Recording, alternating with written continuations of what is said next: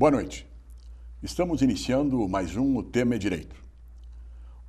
Hoje, a minha entrevistada é a professora Priscila Werner, professora de Direito aqui na Unifra, onde ela leciona a ética profissional dos advogados para os alunos do quarto semestre e também ela trabalha no Núcleo de Prática Jurídica da instituição.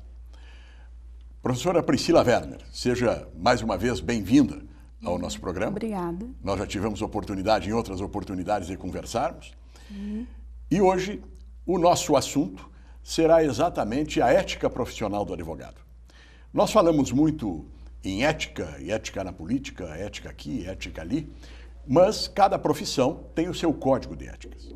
E os advogados têm, pelo Conselho Federal da OAB, um código de ética que, se ele for transgredido, o advogado pode sofrer uma punição da ordem, ele pode ser suspenso das suas atividades e pode ser, inclusive, excluído da comunidade dos advogados, impedido, portanto, de advogar.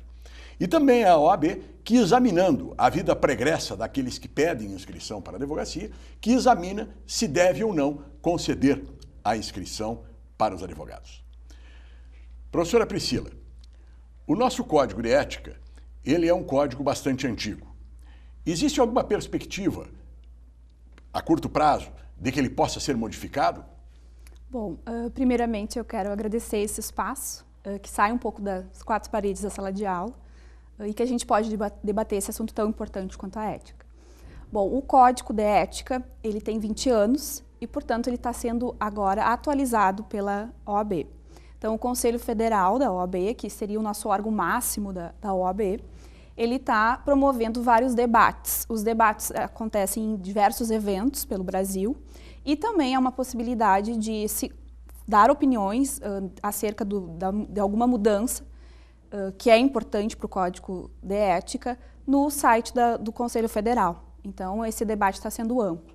A principal preocupação da OAB acerca do Código de Ética se refere à questão de alguns eventos que alguns advogados patrocinam e que não são vinculados à atividade fim da advocacia e nem ao direito. Então, essa é uma das prioridades, é um debate que está sendo feito em vários locais do Brasil.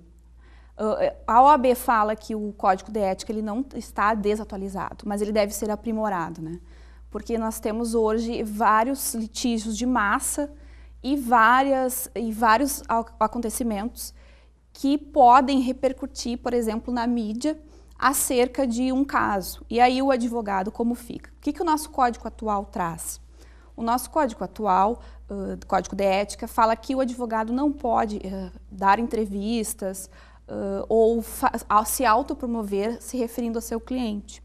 Mas aí o que se fazer numa situação quando a mídia divulga vários acontecimentos do processo, de todas as fases do processo, desde o inquérito policial, principalmente quando norteia a área criminal, e a imagem do cliente já está sendo divulgada de uma maneira mais pejorativa. Então fica esse dilema, né? O advogado não pode na mídia falar, mas ele acaba indo porque existe um princípio maior, que é o direito do contraditório, de defender, então, o seu cliente. Então, essas questões, acho que são questões pontuais e muito importantes para o tempo de hoje, né, atualmente, em que ele deve, então, ser revisto, né? Deve ser debatido em que ponto, então, a publicidade deve ser flexionada ou se ela deve ser restrita como ela é hoje, né? O advogado não pode fazer propaganda e simplesmente uma publicidade do seu escritório. Atualmente o advogado não pode fazer nenhum tipo de propaganda, ele pode somente anunciar o seu nome, especialidade, endereço e número da OAB. Tá? Embora nós saibamos que isso não tem sido a regra, não é isso que tem acontecido, porque o tempo vai evoluindo e as coisas também vão evoluindo. Porque o Código de Ética, ele parte do princípio de que o advogado ainda é aquele profissional liberal que era um advogado, ou dois ou três advogados que se reuniam para advogar, né? Quando hoje a advocacia está se tornando também empresarial. E é este aspecto que me parece que está fora do código, fora da visão do código atual, né? Exatamente. E outra questão importante é que quando ele foi elaborado não se tinha as redes sociais não estavam tão presentes na vida do advogado. Porque há 20 anos atrás, isso nos remete a 94, a recém a internet estava se firmando, os sites sites estavam se firmando, redes sociais nem se falava, não é? E hoje nós temos aí o Facebook, o Twitter e outros tantos. E páginas de escritórios de advocacia, e que isso não tem nenhuma normativa da OAB, do Código de Ética, nem no Estatuto, nem no Regulamento Geral.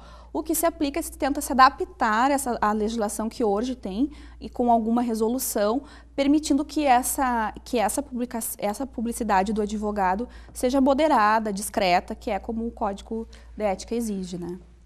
Priscila, nós podemos dizer isso porque ambos somos advogados, né? Mas o que se ouve às vezes é que em relação aos advogados há sempre uma ideia de que o advogado é um sujeito perigoso. Exatamente. Né? Na verdade, o advogado ele trabalha com o patrimônio das pessoas, ou a liberdade da pessoa, ou o patrimônio da pessoa. Portanto, o advogado tem que ser alguém da mais absoluta confiança. Mas nós vemos, de vez em quando, agora lá em Passo Fundo, tivemos aquele problema lá com o Dallagnol, não é? E as pessoas terminam generalizando isso.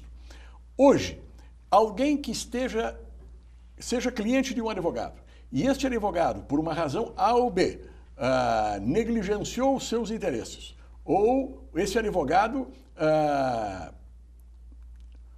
infringiu alguma norma ética, como ficou com o dinheiro do cliente, recebeu o dinheiro e não repassou, né? Ou perdeu o processo por negligência, porque perdeu prazo, porque não prestou atenção, porque não deu atenção devida ao processo. Como é que isso se reflete dentro do Código de Ética e como é que a OAB, como é que a pessoa pode buscar a OAB para resolver essa questão? Isso é muito importante. Principalmente quando tem apropriação de verbas dos clientes, né, que é algo que a OAB considera muito grave. A penalidade que existe no nosso estatuto é a suspensão por prazo indeterminado. Ou seja, o advogado não poderá exercer a sua profissão por um prazo indeterminado. Para sempre, não. Até que ele preste contas ao cliente, né, devolvendo esses valores. O cliente ou qualquer pessoa, não precisa ser necessariamente o cliente, mas não pode ser de maneira anônima, né? Pode ir na OAB, no local mais próximo, e fazer uma denúncia, né? Se faz uma denúncia e aí se abre um processo ético disciplinar, que é esse que vai intimar o advogado e ele vai apresentar as provas, enfim, tem todo um procedimento. Esse procedimento não é tão divulgado porque ele tem que tramitar em sigilo até a decisão do Conselho Seccional, que é a nível estadual. Posteriormente é divulgado e ele tem a possibilidade de se recorrer. Mas qualquer pessoa pode procurar. Então, existem vários processos éticos disciplinares, eles existem bastante, existem listas de advogados que já sofreram essa punição de suspensão e até de exclusão dos quadros da OAB, que aí são em outras situações, a situação de exclusão, e ele é divulgado o nome dos advogados. E hoje a OAB tem uma preocupação muito grande com essas sanções disciplinares e, inclusive, está se criando um cadastro nacional das sanções disciplinares, que vai ser possível verificar na internet e até um aplicativo no celular. Então, a pessoa coloca o nome do advogado, seja um cliente ou qualquer pessoa, ou até os juízes para fazer o controle se o advogado está suspenso e está advogando, se por acaso falhar essa comunicação entre a OAB e o fórum. E a pessoa só basta ter o nome do advogado, o número da sua inscrição e aí verificar se ele está regular com a OAB. Se tiver suspenso, vai aparecer. Eu acho isso muito importante. Durante 6 anos, de 2007 a 2013, eu presidi, a nível estadual, a Comissão de Fiscalização do Exercício Profissional da OAB. E a demanda que mais existia, o problema que mais existia, não dizia respeito aos advogados. Dizia respeito a pessoas que não tinham inscrição na ordem, que eram simples bacharéis em direito e que estavam advogando, né, muitas vezes acobertado por um advogado. E outras vezes não chegavam a peticionar no fórum, mas se apresentavam como advogado, captavam serviço como advogados. O Estatuto da Ordem e o Código de Ética da Ordem não alcança essas pessoas. Exatamente. Né? Essas pessoas que estão exercendo a advocacia sem serem advogados, eles respondem pelo crime de exercício ilegal da profissão. Né? Mas hoje, como é que alguém que vai contratar um advogado pode ter certeza de que esse advogado realmente tem inscrição na OAB? Muito importante a pergunta. Hoje também tem um cadastro nacional dos advogados. Na internet pode ser consultada. Existe também um aplicativo para celular. e se coloca o nome do advogado e o número da sua inscrição. Então, eu aconselho que todas as pessoas que forem contratar o advogado, coloquem o nome e o número da inscrição e aí vai aparecer aonde ele está inscrito. Se não aparecer nada, é algum problema na sua inscrição, né? Pode ser essa situação que tu falaste, né? Que ele não é advogado, que realmente é o maior índice do que a gente tem conhecimento, né? Pelo exercício legal da profissão. Ou então, se não apareceu ali, é porque tem uma suspensão ou até uma exclusão nos quadros da OAB. Aqui fica uma recomendação. Quando você vê um anúncio de advogado, uma placa na frente de um escritório, com o nome do advogado e não tiver o número da OAB, significa, provavelmente, que esse sujeito não seja advogado. Ele está exercendo ilegalmente a profissão. Porque um dos requisitos do Código de Ética é que sempre que o advogado coloque o seu nome em qualquer documento, em qualquer placa, em qualquer anúncio, tem que constar obrigatoriamente o número da inscrição na ordem. Tá? E esse número tem um número para cada estado. Tá? Exatamente. Eventualmente o sujeito pode ter um número de outro estado. Ele está limitado no número de ações que pode ter dentro do Rio Grande, mas é preciso que ele tenha o número da inscrição na ordem. Se tiver um anúncio, fulano de tal, advogado, e não tiver o número da ordem, não é advogado. Exatamente. É obrigatório. Nós vamos encerrar esse primeiro bloco e voltamos em seguida com o tema direito, falando sobre o tema a ética do advogado.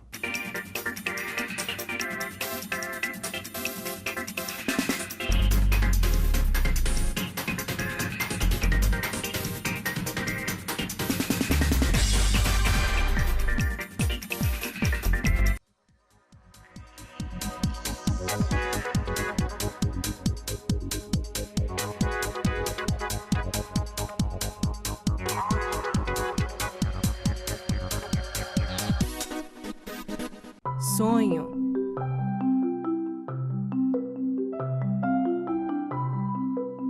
Esperança. Realização.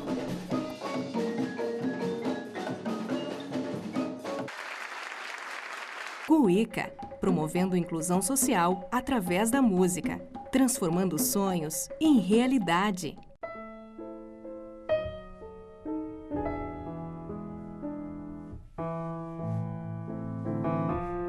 A ONG Royale está mudando a vida de muitas meninas carentes através do balé. Conheça esse projeto.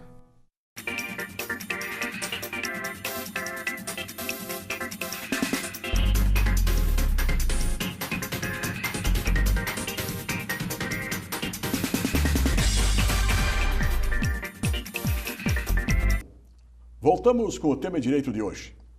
Minha entrevistada é a professora Priscila Werner. O tema é a ética na advocacia.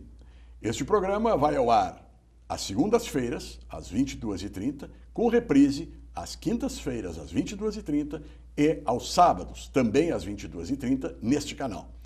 Ou então, a partir de terça-feira, ele fica disponível no canal no YouTube da TV Unifra. Professora Priscila, nós estamos falando sobre o Código de Ética. E o Código de Ética, ele funciona para os advogados que já estão inscritos. Mas ele também pode, eventualmente, atingir alguém que queira se inscrever e vai ser barrado porque é considerado uma pessoa que, de qualquer forma, praticou atos contra a advocacia. Seria esse o caso do ministro Joaquim Barbosa, que, tendo sido procurador da República, tendo sido ministro do Supremo Tribunal Federal, ao se aposentar, pede a inscrição em Brasília e a OAB nega-lhe o número da OAB, portanto, Joaquim Barbosa não pode, por enquanto, advogar.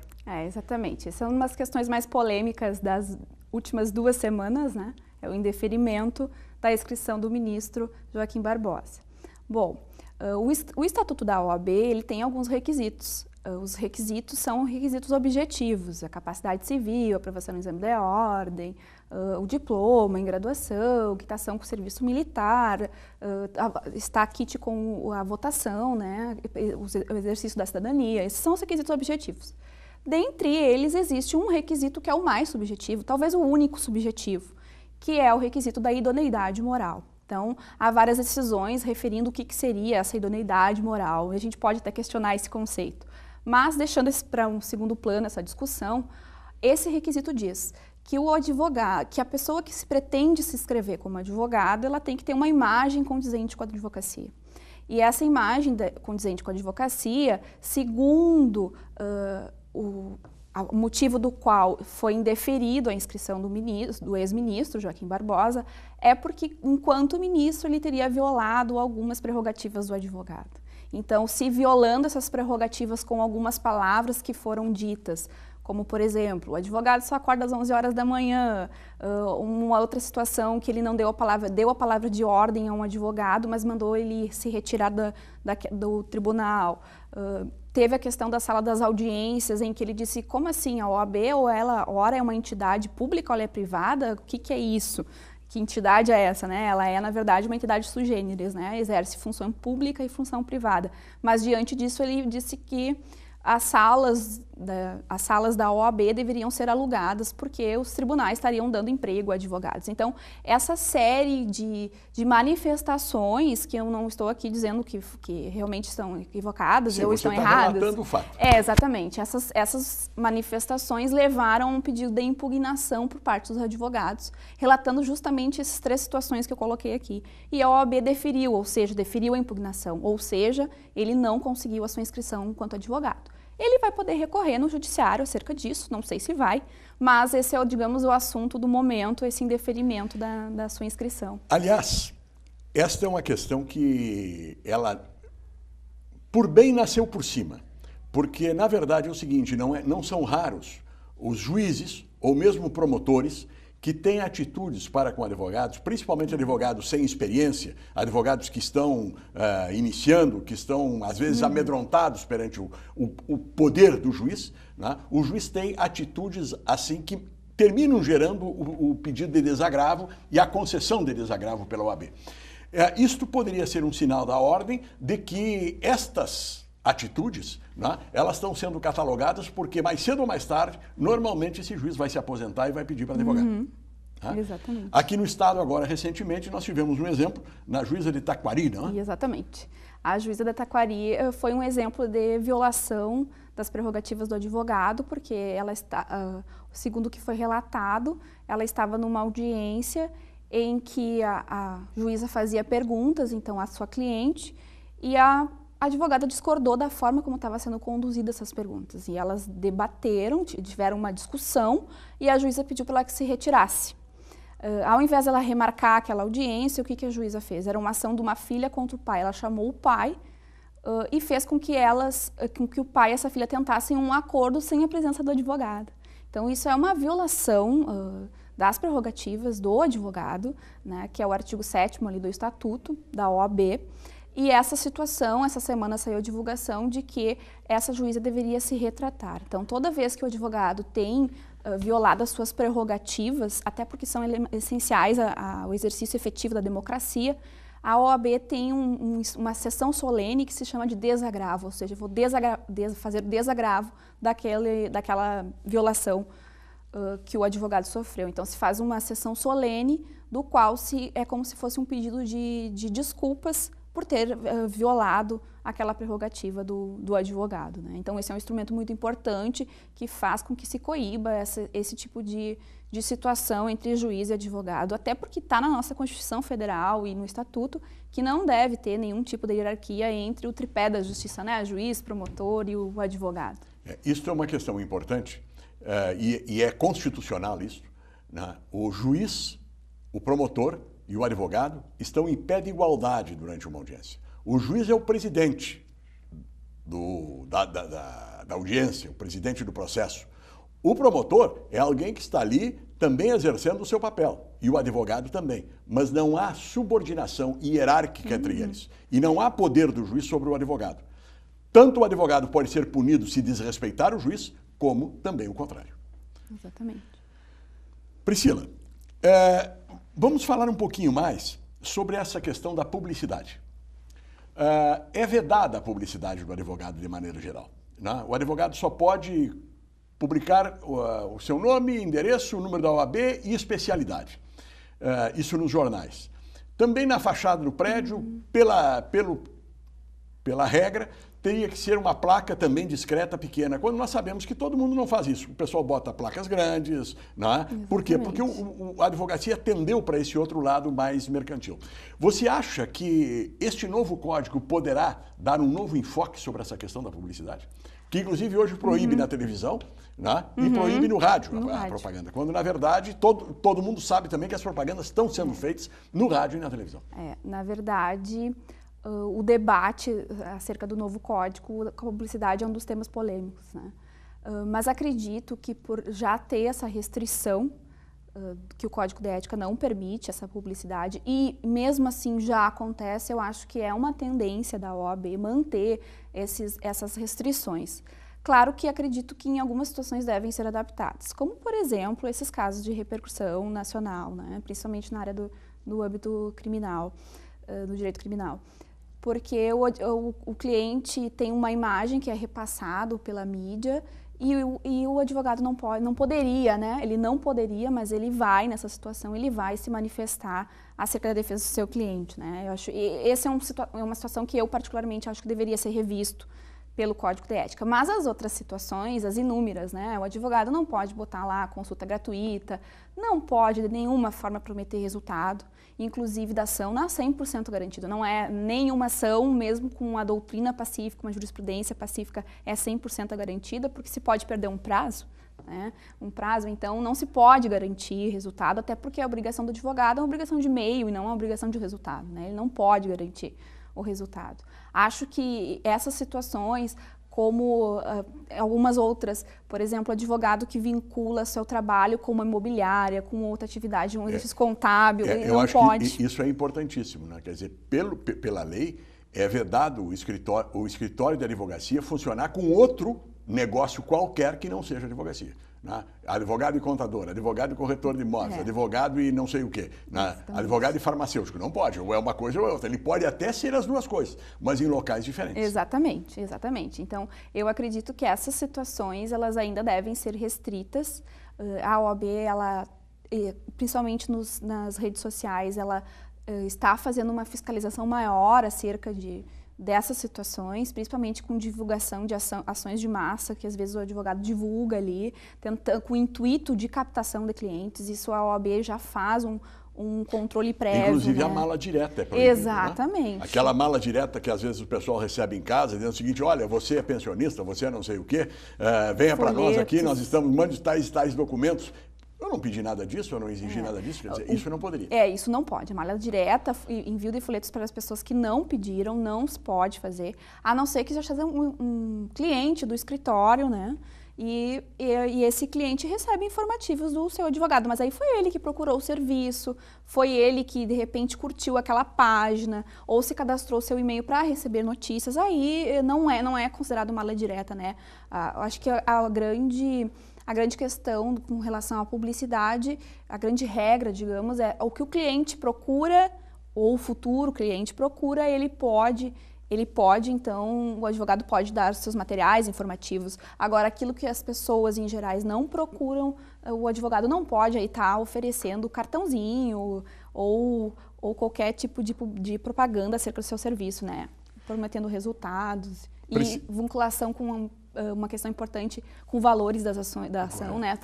Cobrar menos que a tabela da OAB, então, essas situações assim, deste nível. Priscila, nós estamos nos encaminhando para o finzinho do programa e eu gostaria de saber de ti como é que o aluno do 4º semestre, que ele está antes da metade do curso, como é que ele encara o estudo do Código de Ética? Ele encara isso com seriedade? Ele encara com desdém? Como é que ele encara isso?